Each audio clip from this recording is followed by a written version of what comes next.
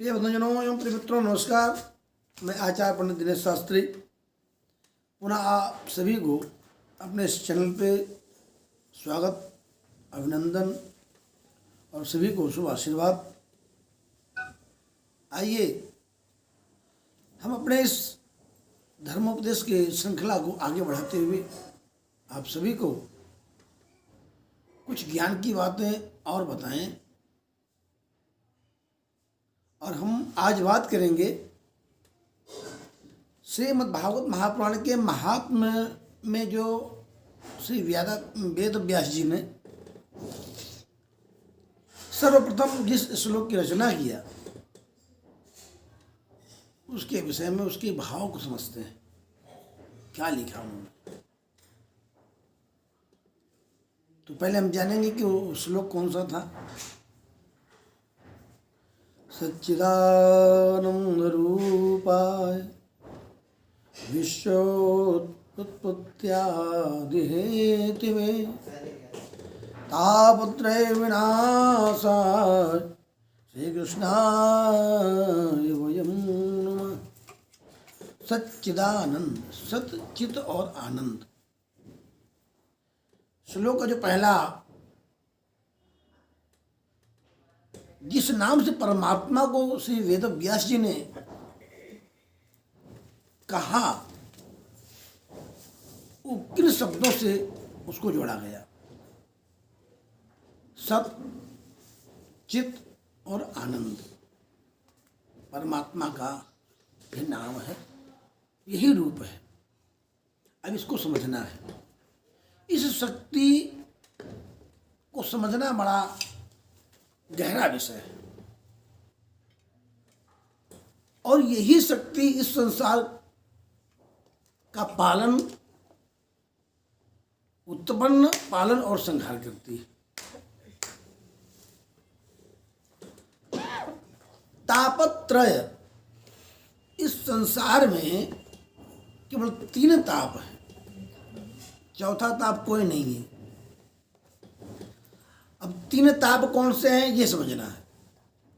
तापत्रय विनाशाय, तीनों तापों का विनाश हो जाता है, तीनों कष्टों से मुक्ति मिल जाती है। वो 3 प्रकार के महान कष्ट क्या हैं? उनका नाम है दैहिक, दैविक और भौतिक। दैहिक ताप 2 प्रकार का होता है, शारीरिक और मानसिक। शारीरिक कैसे होता है? कई लोग कहते हैं कि हम 90 साल के हो गए हैं लेकिन आज तक जो है हमने कभी दवाई नहीं खाई, हमने कभी इंजेक्शन नहीं लगवाया, हम कभी डॉक्टर के पास नहीं गए। इसका मतलब उनका शारीरिक शरीर ठीक है, पर क्या है, पर कहते हैं कि भैया जब से बहू आई है तब से इतना घर में कलह और क्लेश मचा हुआ है कि वो 12 बजे उठती है और असमय सारे काम करती है, तो उससे बड़ा मन खिन्न रहता है, बड़ा मन दुखी रहता है। तो शारीरिक व्यवस्था तो ठीक है, शरीर उसकी ठीक है, पर मानसिक कष्ट उसको व्याप्त है, वो दुखी है मन के द्वारा। तो इस दैहिक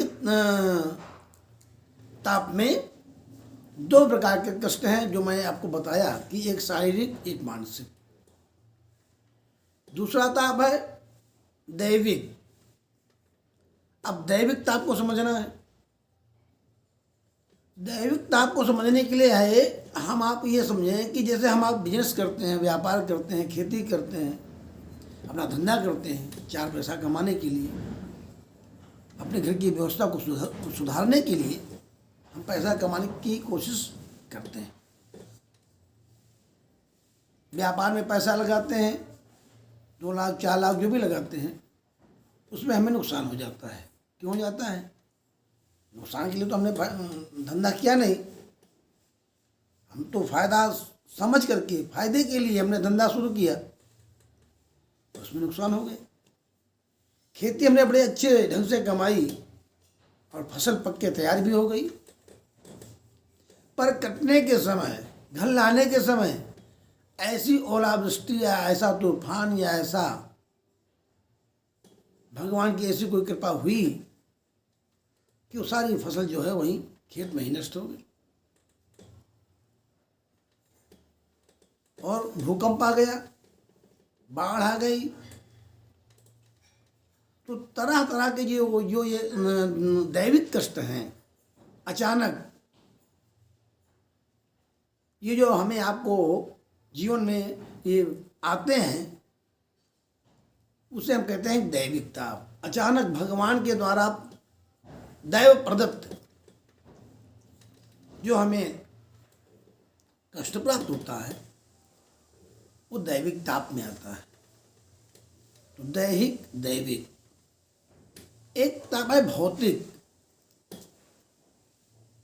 भूत बाधा इत्यादि जो आजकल गुप्त रूप में लोगों को कष्ट देते हैं।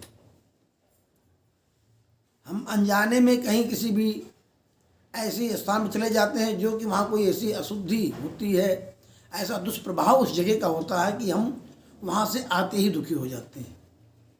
पता नहीं होता हमें क्या हुआ, हम किस वजह से परेशान हो गए।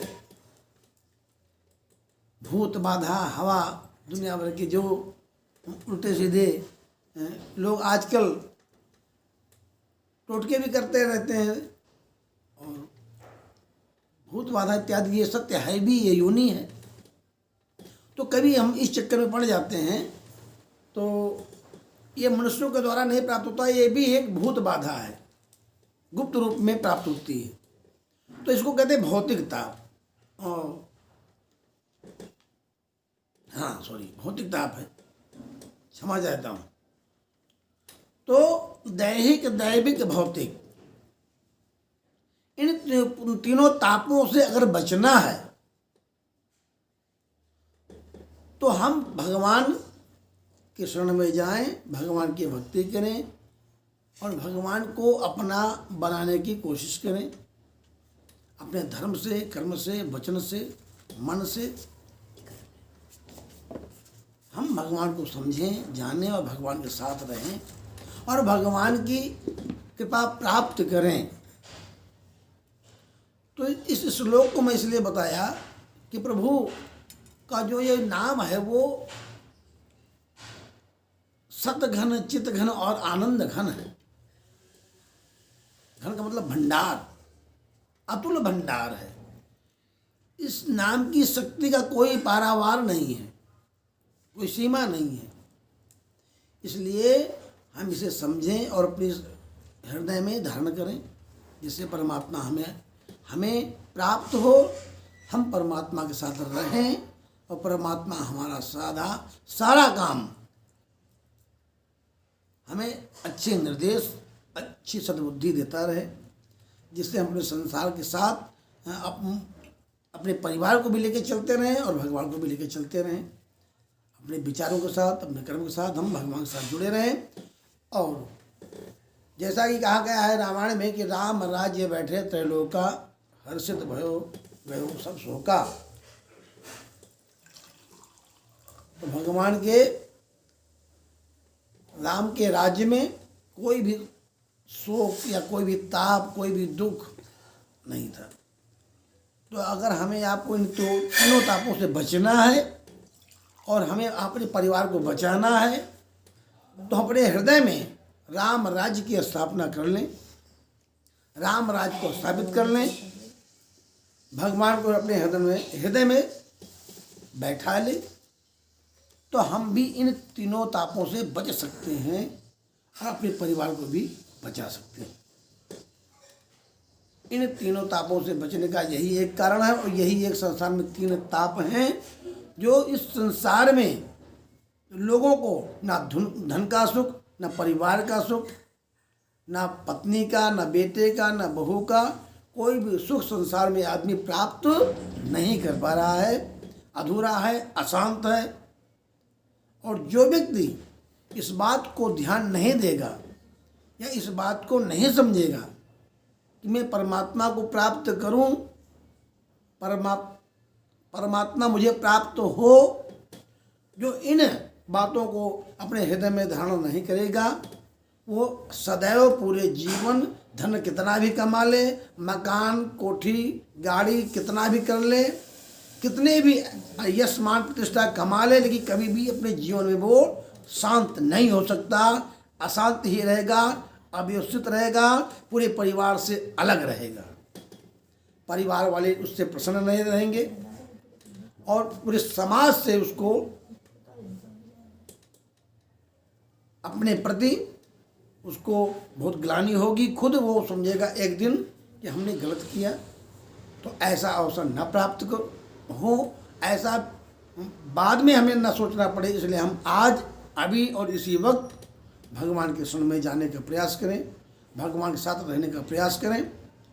और हम उम्मीद करते हैं आपसे और आपसे ये आशा करते हैं कि आप लोग इन बातों पर ध्यान देंगे और अपने जीवन में लागू करेंगे। यही मेरी आशा है और यही आप लोगों से अनुरोध है कि आप लोग इन बातों पर ध्यान दें, जिससे हमारा जीवन सुखमय, शांतिमय और भगवान की कृपामय बना रहे, भगवान की कृपा प्राप्त होती रहे, भगवान हमारे साथ जुड़ा रहे और हम भगवान से जुड़े रहें। यही आशा है कि आप लोग इन बातों को ध्यान देते रहेंगे। और इन शब्दों के साथ आज इस वीडियो को यहीं पे समाप्त करते हैं। आगे एपिसोड में आगे श्रृंखला में फिर मिलेंगे। नमस्कार।